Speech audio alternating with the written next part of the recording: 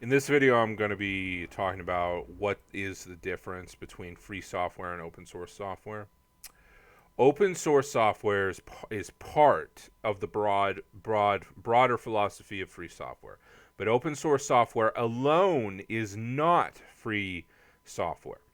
A program being open source is part of what free software is and what it means, but a program can be open source in one way. Program can be open source and be free in that particular way, but it is still not free in others and still does not respect a user's freedom in other ways. So in essence, free software requires the software to be open source, but open source software does not automatically mean it's free software. You know, so free software requires open source software, but open source software does not is not necessarily free software just because it's open source.